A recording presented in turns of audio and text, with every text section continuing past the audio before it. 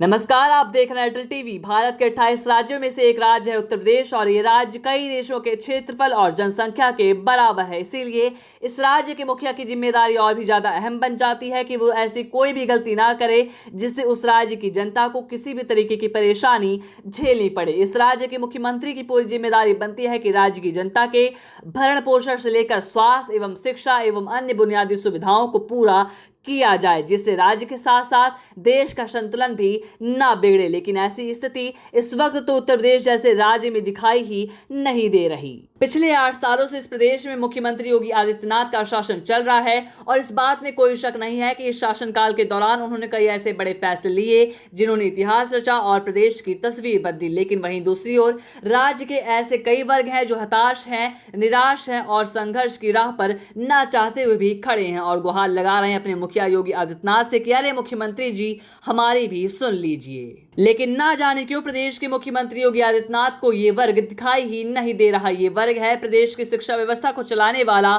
शिक्षा मित्रों का वर्ग।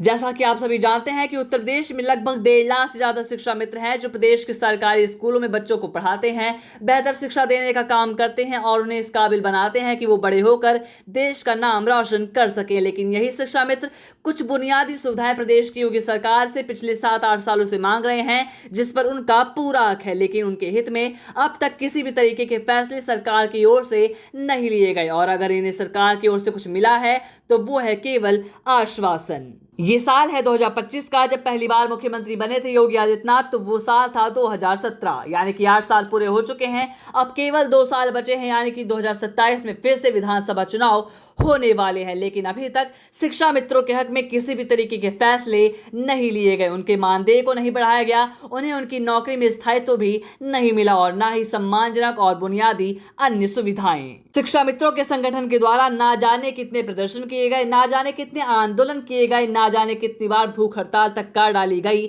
लेकिन कोई भी परिणाम सामने निकल कर नहीं आया। शिक्षा मित्र संगठन के अध्यक्षों द्वारा ना जाने कितनी बार नेताओं से, मंत्रियों से और सीधे मुख्यमंत्री से सीधी मुलाकात भी की गई, लेकिन आश्वासन के सिवा हाथ में कुछ भी नहीं लगा। आखिर प्रदेश की योगी सरकार क्या सोच रही है? कहीं ऐसा तो नहीं फिर से 2 साल बाद चुनाव होने वाले हैं तो शिक्षा मित्रों को फिर से वादों के भंवर में लपेटने की कोशिश की जा रही है?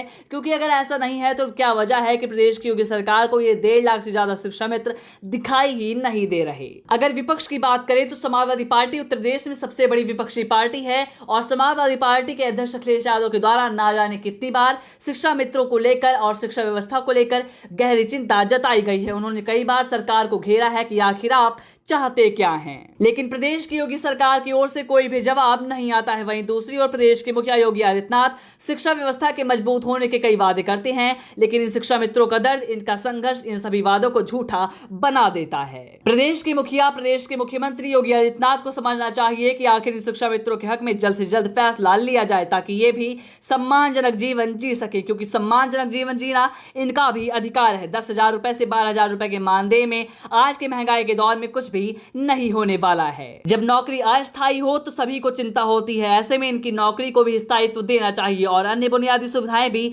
जल्द से जल्द प्रदान की जानी चाहिए। डेस्क रिपोर्ट, अटल टीवी।